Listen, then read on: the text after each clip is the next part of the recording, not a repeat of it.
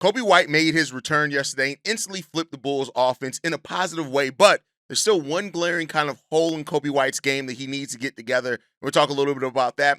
Josh Giddey continues his run as a scorer this year, and Nikola Vucevic has a problem. It's just not the one that most fans like to point out, and we're going to dive into that. Plus, we're going to look at Bulls versus Nuggets tonight. We're going to get into all that and more right after this.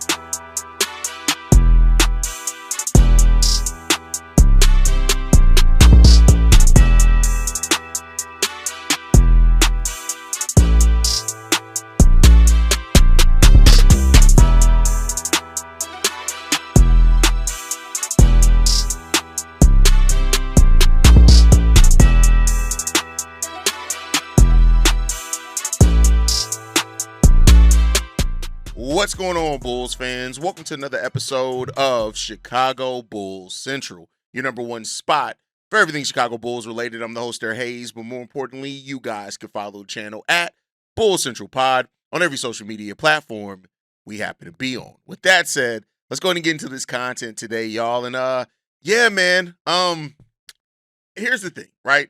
A lot of people were worried about the return of Coby White and what that could look like for the Chicago Bulls offense, whether good or bad, what Coby White's, reintroduction could mean for this team. And throughout one game, I'll tell you this, it looked pretty damn good for Coby White to be out there, right? Coby, who took 14 shots yesterday, got to the free throw line a bunch of times. Like, Coby instantly came in, so much so that Billy Donovan played him outside of his minutes restriction. He played him 6 more minutes than what his minutes restriction was, just to make sure he was going to have opportunities out there on the court. And I tell you what, we needed it from Coby White.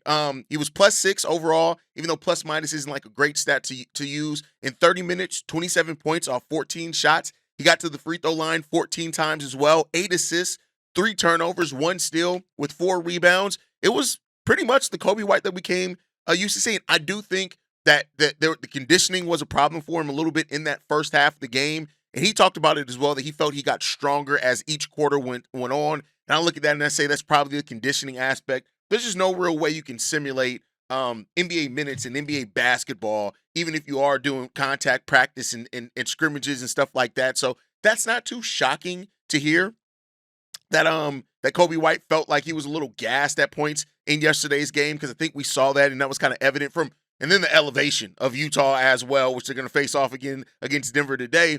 But what you saw from Coby White when he came in that game is that he took tons of pressure off the Bulls offense, because, again, teams have to guard Coby as a 3-level scorer. And not to say that Coby can't score at all 3 levels, but he's not like a traditional 3-level scorer that you look at it. Like, he doesn't do a lot of damage in the mid-range, but he does drive from the mid-range, which puts that pressure on the defense and opens it up, right? And so when you look at now giving Josh Giddey, who's already on a scoring run of his own, another perimeter threat, a legitimate perimeter threat for the Chicago Bulls, you saw the difference that made yesterday for this Bulls team, and it is what it is. By the end of the first quarter, Coby White looked basically like Coby White in the player that we remembered him being. Again, 14 shots, 8 assists.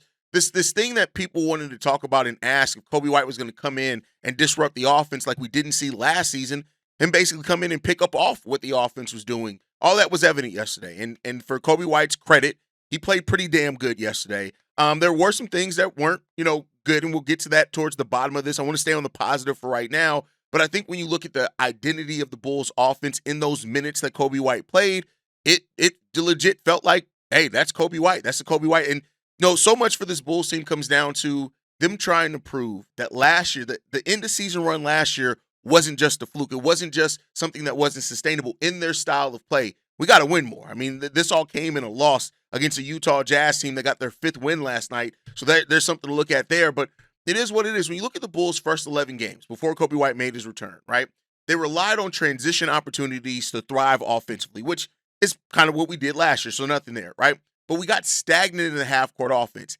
And that's what Coby White's presence does. It makes us not as stagnant in the half-court offense, because we do have another player that you can give the ball and he can make something happen. Josh Giddey's also been that this season, but it's really just been those two. I would assume when he catches that first step can do it too, but it's not necessarily as consistent in the half court as Coby and Josh Giddey. So that's really good to see that, right? The spacing also, which much better. I do not think that it's happenstance. As you see the Bulls have the number of points in the paint, they actually won the points in the paint battle. as well as Nikola Vucevic get back on track as well as far as scoring wise. We got some shit to talk about with Vooch that is extremely frustrating from Vooch as a player. But we got all those things, and those are things that you can't deny because again, they were evident. They were legitimately there yesterday, right? So those things are all good to see. And I'll give Coby credit for coming back looking so much like himself after the extended amount of time that he's on. Keep in mind, Coby didn't play preseason. He was injured in training camp, so he wasn't even a full go in training camp. He missed the first month of the season, basically. And now we're seeing a Coby White that came in and instantly helped the Bulls. Individual scoring and shot creation, right? While I get it, I get why it happens because the Bulls were so isolation reliant in the last version of this team. Bulls fans, when they hear isolation scoring, they almost spit at it, right? They almost think like it's this thing that's an antithesis to productive basketball. But when you look at every good team, they have a player that can get a bucket in isolation. And that is the difference with this team. When you have somebody that can individually score and can go to isolation and get the bucket and succeed at times where your offense stagnates. We saw that yesterday. The Bulls went on another one of those droughts where they could not score. And Billy Donovan immediately brought Coby White back into the game. And when Coby was making the right decisions and stuff, we saw that. Then Josh Giddey feeds off that. I am starting to think this about Josh Giddey, though. He's going to that spin move a little too much. The spin move is a weapon for him, but it's almost now become like 2-dribble spin. And it doesn't matter where he is on the court. At the beginning of the season, he was going to that spin move more so when he was kind of already in the paint, and he was using that to get to the paint. We're seeing him now do that spin move one step in from the perimeter, and then he still finishes in the mid-range and has to do some. We'll talk about that in the Josh Giddey segment. But nonetheless, I know that last night wasn't the result that we wanted. But much like you can take bad things and look at them and how you need to fix those from a win, even from a loss, you can look at things with an analytical mind and say, all right, this is where this certain aspect can improve for the Chicago Bulls. And we just got to see where it's going to continue to go from, right? 70 first half points in Coby White's debut. I don't think that that's a fluke. I don't think that that's just something that's just happenstance. I think that it shows what Coby White can be to this team and how he helps this team offensively. And for what it's worth, the defense, because I know people are going to be like, all right, Haize, but what about the defense? The defense, for that matter, didn't take a dip when Coby White was on the court either. Now, our defense wasn't overall too good yesterday either, so there's that part of it, right? But it still didn't take a huge dive. I think us missing Trey anyway was going to be a problem there overall, right? But so there are some things. There are some things that you can look at with this team and say, all right, stuff is starting to look, maybe they're starting to get it together a little bit and starting to find their groove with something. And if they do, great. Like that's just what you love to see from this team. And if they can continue to put it together, they're gonna have to continue to work. They're gonna have to continue to grind. But for what it's worth so far, when Coby White's out there on the basketball court, it didn't look different in a bad way. If anything, stuff started improving that the Bulls have needed it to improve on, and we just got to see. With Coby White on the court, he scored 27 points. Josh Giddey scored 12 points in his 17 minutes playing with Coby White, which is really good, meaning that in their time together, they combined for 39 points, 10 rebounds, and 12 assists as a backcourt. It's pretty damn good. So you like to see that in those times. I would assume those 12 points came with Coby on the court. Julian Phillips, all his 10 points came with Coby on the court. So again, this thought process that it becomes just about Coby when Coby's on the court is just false and it's just wrong. And I'm glad that in one game so far, Coby White came in and proved that not only can he play within the way that this team is trying to play this season, but he can also help the Chicago Bulls in a lot of ways. Now, I said there was one thing that Coby has to stop, and this is not just this game. Coby's passing out of the post when he penetrates and does this awkward twist and tries to find somebody, and he does it when there's no player cutting. I'm cool with getting to the lane, and then if you see a cutter coming down, right, and then you make a scoop pass or something to them to get them an open shot. Matter of fact, I think the Bulls could have sealed that game had Coby actually passed it to Modest instead of trying to twist it and pass it to Isaac Okoro. I think that was in the first overtime, or maybe that was the second overtime. But it doesn't always lead to turnovers. I want to be clear there, but it's just a bad play, and it's just not a good basketball play. And that's something that's always been in Coby White's game that he has to get out. He has to get that out of his game completely. That awkward twist, don't do that. Don't do that. Now, I get it that he's not the only player that does that, and rarely can work out to something for you, but you just got to tighten up on that. It's just not good basketball. it increases the chances of it ending in a turnover, and then we are where we are. And that's not where this Bulls team and how we want to play as a team. Coby got to eliminate that part of his game, and hopefully he can. But overall, I think the first game for Coby White back gave more good than bad, and it's good to see Coby White get back out on the court and get some buckets. Now we got to try to go out there and get a win. Coby's not going to play tonight against Denver, but we'll see what Coby White does. I mean, what this Bulls team does tonight without Coby against Denver. Hopefully Trey Jones is back. But with that said, that transitions us to the next topic and talking about Josh Giddey and how he's grown as a scorer this season. So when we talk about Josh Giddey and the improvements that he's made offensively this year, right? Josh Giddey was looked at to kind of be a one-dimensional player. A lot of people did not think that Josh Giddey was ever going to develop a true go-to offensive bag and that he was going to be kind of an inefficient player that can facilitate, but maybe never really being a big-time scorer. And for what it's worth, Josh Giddey is proving that the end-of-season run that he had last year is legitimately who he's probably going to be for this Bulls team. 21 points, 9.6 rebounds, 9.3 assists per game. He has been the engine of the Chicago Bulls offense, and one of the benefits of getting Coby White back is that he's not going to have to do as much of the solo heavy lifting as he had before, even though, I mean, of course, he had contributions from Vooch and Miles Buzelis and stuff like that, but like now you get this player in Josh Giddey who's developed this really, really good offensive bag, right? It's not like this is just a scoring like fluke for him, right? This is what he was last season over 20 games. It's what he's been so far this season throughout the first 12 games of the Bulls season, even though he's missed 2 of those games, so 10 games for that. And you look at him, he's shooting 38% from 3, which is legitimate, taking the highest number of 3-point shots of his career as well, taking it off dribble, on dribble, off ball shooting, all those type of things that Josh Giddey has improved at as a scorer has been great, right? And it's a player that already could be the offensive hub for you offensively because of what he does passing-wise and shot creation-wise.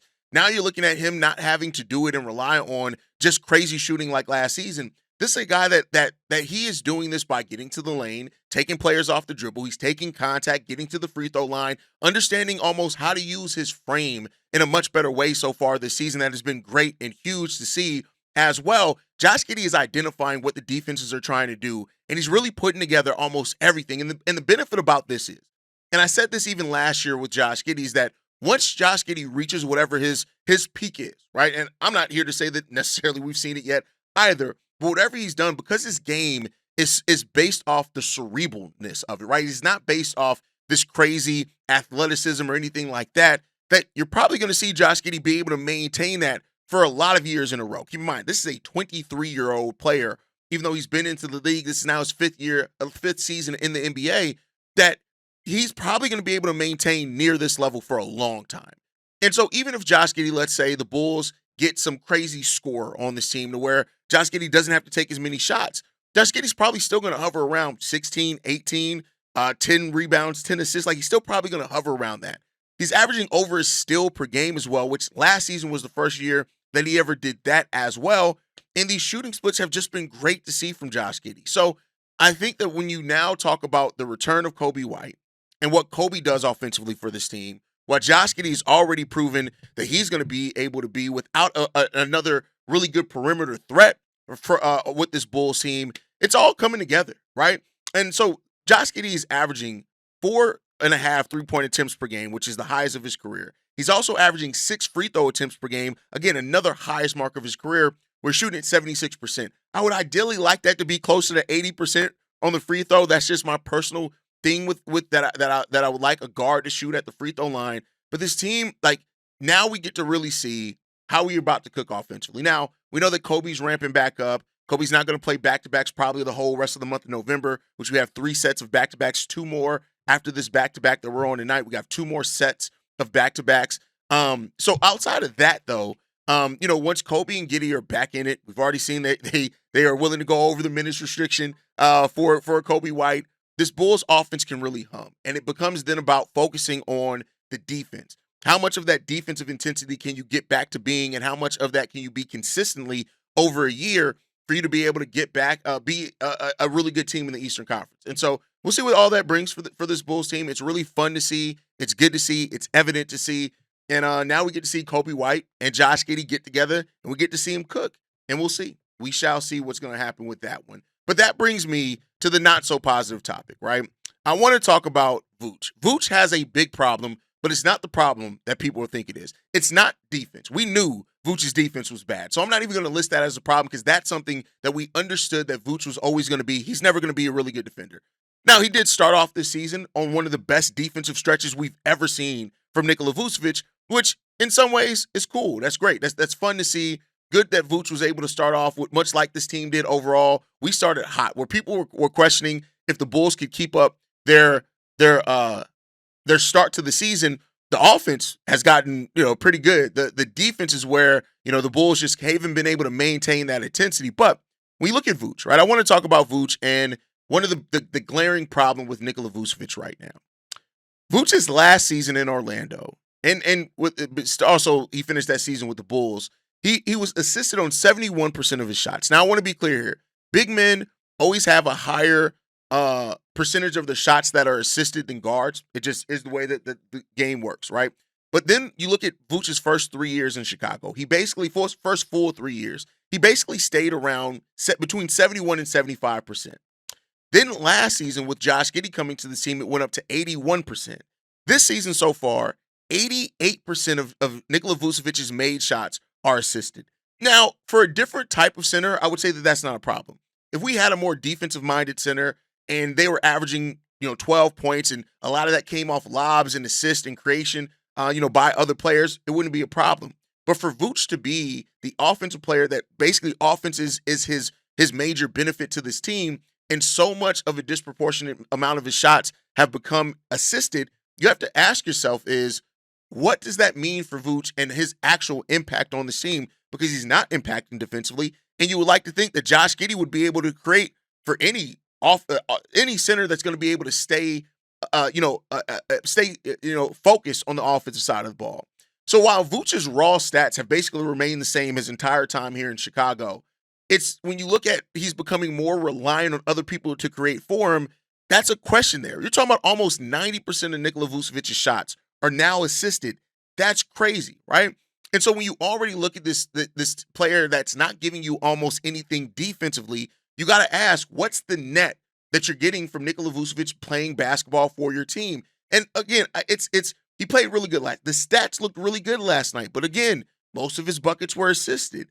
And so it just raises that question that you have to ask yourself. And for the people that are like, we need to get a different center, for a long time, my thought and the way that I responded to people who said that was, well, Vooch wasn't here to play defense. Look at what he does offensively. We need him. He's consistent for us offensively.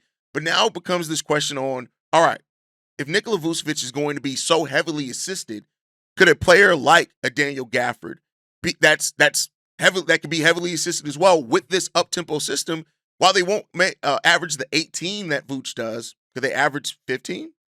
And with better defense, is that a net negative better for you? The Bulls are net a negative net 4.9 when Vooch is on the court so far this season. Could a defensive center that offers more defensively but then still has to rely heavily on his guards to create for him actually have more of a positive net impact? And that's something that AK and Eversley are going to have to look at as this season goes on and as we get to the trade deadline. The way that I look at it is this. Think about Tyson Chandler and Chris Paul when they were together on that Hornet squad. So much of Tyson Chandler's points came off lobs from Chris Paul, but it was a legitimate weapon in their offense despite Tyson Chandler not creating for himself basically at all. But the defense, the rim protection that Tyson Chandler brought in, the rebounding, all those type of things helped that team. So now you got to ask yourself that question. As this been a continued question for this Bulls team, how much would a different type of center really benefit them? And it's just something that I want to look out for and watch out for because it really does stand out pretty glaringly that Vooch not only has been bad, but even when he's good, it's not that Vooch is doing as much in the post himself anymore. He's relying on creation from mainly Josh Giddey, and that's going to be some Io and some Coby as well. But you just got to look at that. Let me know what you guys think on that down below. With that said, let's go ahead and get into it. The Bulls do play a game today against Denver, and as we always do, we got to talk about keys to the game, and this one is going to be a doozy. The Denver Nuggets are elite offensively. They're elite defensively. They are second in defense and offensive rating, second in defensive rating, second in net rating at plus 13.1, first in true shooting percentage, eighth in assist percentage, fifth in turnover percentage. They don't turn the ball over very often. Third in rebounding percentage. They rebound the ball extremely well. They get to the free throw line the fifth most times in the NBA as well. This is a team that's coming in here at 10-2. This is a team that is truly the definition of elite. And the question then becomes about what can the Bulls do to get to beat a team that is playing this well and has a perennial MVP candidate in Nikola Jokic? And the answer to that is going to be this. They have to execute at a high level for the entirety of a game. You cannot afford to take quarters off against a team like the Denver Nuggets. If you do, you are going to get beat, and you're going to get beat badly. You are going to get mentally broken by this Denver Nuggets team. No Coby White tonight. Hopefully Trey Jones comes back. But this is a team that the Bulls have to limit the turnovers. They have to attack the rebounds. You have to keep Nikola Jokic and the Denver Nuggets off the offensive boards as much as possible. Because if you don't, you are going to get destroyed. And they are going to get into their rhythm. They're going to get into their bag. And once that happens, the Denver Nuggets do not usually let up. You got Jokic averaging 28 points, Jamal Murray averaging 22 points, Aaron Gordon averaging 19.9, so basically 20 points. You have a team coming in here with 3 players averaging 20, and then another 2 players in Tim Hardaway Jr. and Christian Braun averaging double-digit scoring. Cam Johnson surprisingly has not been the scorer that I thought he would be for this Denver Nuggets team. He's shooting the ball 37%, which isn't good, and 21% from 3. Got to get that shit together. But overall, this is a team you cannot afford to sleep on by any stretch of the imagination. And if you do, you are going to get beat. You're going to get destroyed. And that could even happen even if you do play an almost perfectly sound game. That's how good the Denver Nuggets are. The Bulls got to be prepared for this game. We will be live for the game on the channel. So whether you're listening to this on the podcast side or watching us on YouTube, make sure you guys go over and hit that subscribe button. Come hang out with us during games. It's a great time, I promise you. But that's it for today's episode. Coby White is back. Josh Giddey's continued to get better as an offensive player, and the team ceiling is looking like it could rise with these 2 players back now in tow for the Chicago Bulls. Denver's going to be a massive test, and we'll learn plenty of tonight against this team. Drop your thoughts down below. Send in those voicemails. We love to hear from you guys to keep this conversation going at all time. I appreciate y'all. And like I like to end every episode on, man. Oh, wait. First of all, make sure you guys are following us at Bulls Central Pod. You can send us any feedback, questions, comments, concerns. BullsCentralPod@gmail.com. Lastly, if you want to leave a text message and our voicemail for the mailbag, the number to do so, 773-270-2799. We are the #1 spot for everything Chicago Bulls related, but that is thanks to you, lovely and beautiful people. And like I like to end every episode on, stay safe out there, see red, y'all, and always go Bulls. Love you guys. Peace, y'all. This has been a presentation of the Break Media.